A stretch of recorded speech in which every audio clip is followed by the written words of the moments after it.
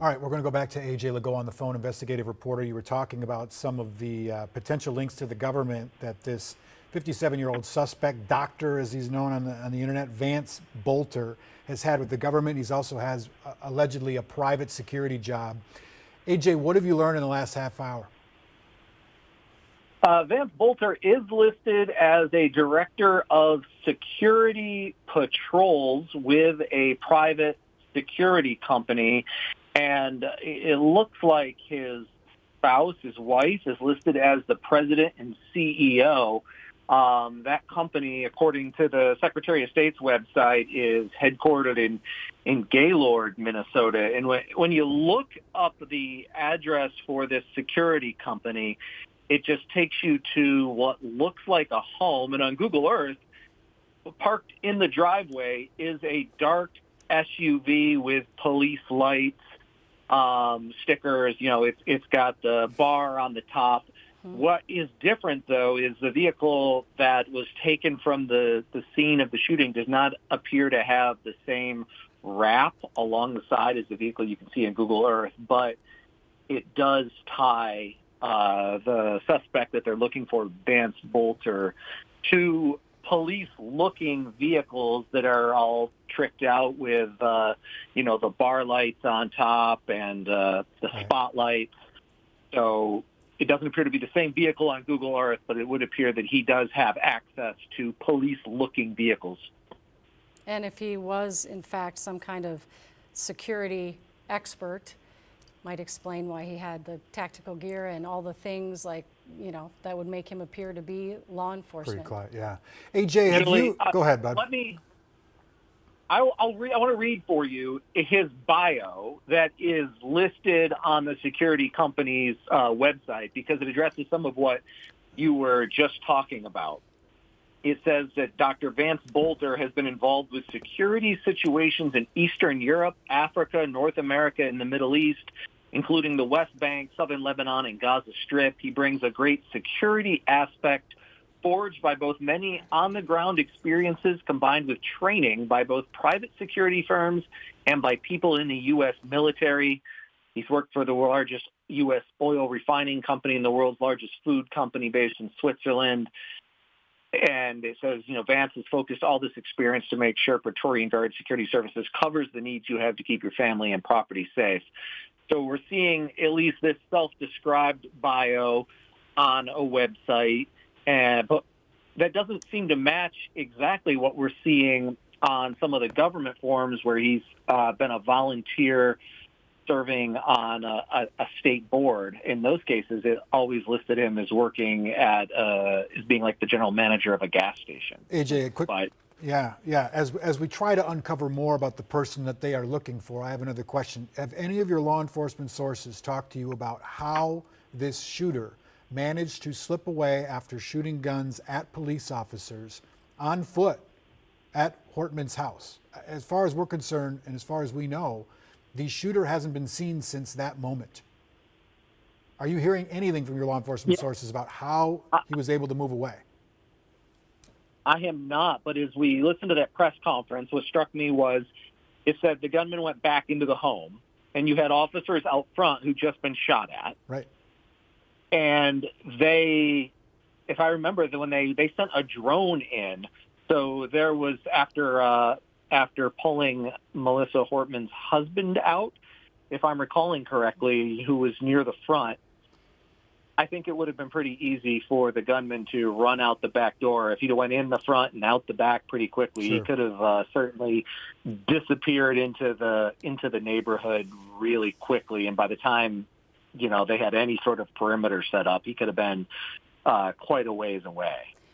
My understanding was it was Hortman's home where they exchanged gunfire. That's right. Not Hoffman. No, Hortman. Did I say Hoffman? Yeah. Hortman. If I misspoke, yes, Hortman. But we saw her home as well, and it looks like there's just a big park and a lot of open area behind it. And of course, it's the cover of night, and it had to be incredibly confusing. In the morning. Yeah, what was happening in that moment. Right. And we did hear too that they had persons of interest that they were talking to. Of course, that can mean all kinds of things, but clearly have settled on this man, 57-year-old Vance Bolter, as their suspect. And I'm sure you saw, AJ, that we had chopper shots of his property that he owned in Green Isle with Bearcats, and we understand several other armored vehicles on their way to that property that he owned in Green Isle. So we're monitoring that situation as well. It appears that this person may own another property in Gaylord, Minnesota. And Yeah, that's what I was saying. Yeah. yeah, so I That, guess our chopper is that, Gaylord, Minnesota, is where the security company is headquartered, according to the Minnesota Secretary of State. And it looks like it's just the headquarters is just a home. But as I said, it has a police-looking vehicle parked in the driveway on Google Earth. Well, AJ, I know whenever you're investigating suspects who are in the news, you do a check to see if they have any criminal background. Have you had a chance to do that, and did you find anything? I did look up Vance Bolter, and if you'll bear with me, I'm sitting in front of my computer. Give me 1 second, and I can tell you what sort of criminal history he had, which was not much, if I recall. The last interaction that I'm seeing that he had with law enforcement in any way was speeding, going 89 in a 70, and that was back in 2017. And before that, it's seatbelt violations, it's not having a life jacket on a watercraft, and exceeding the speed limit by 15, 20 miles an hour. So nothing that violent. looks to be nothing at all, which would correspond with service on a state a state workforce development team, and also being having a license to work as a security officer. that's fascinating. Baffling. Yeah, It's just baffling. because all of the evidence to date indicates that this was planned, premeditated, planned, and someone who had intent on committing murder and carried it out. And as I told you before, Bolter served on the same government workforce as Senator John Hoffman. Yeah, that's a chilling detail for sure. And you had said that your sources in law enforcement did look at that hit list. It wasn't only politicians on the hit list, but Hortman and Hoffman weren't even at the top of the list. No, they were names on a list that involved Democratic politicians and abortion rights individuals. Have you seen anything in his past that indicated he felt strongly on that issue, that he was involved in any nonprofits or political groups on that issue? No, I haven't. He had some postings on social media dating back a number of years, talking about the upcoming election being extremely important, but it doesn't even indicate his political leanings, just that that he had been to countries where people don't have the ability to vote for who their leaders are, and that they're not places anyone would want to live. So I'm very big on just telling people to be a part of the process and vote your values and be part of this adventure. We are all part of living in the United States of America.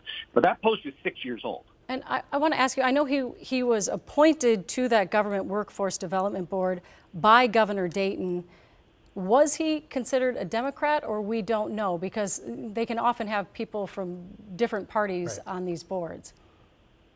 Yeah, I don't think this is not a board that is like political Partisan. appointees, right? It's, workforce development. So if you're, willing to work on these sort of issues that are, may be important to you, workforce development, certainly a nonpartisan issue.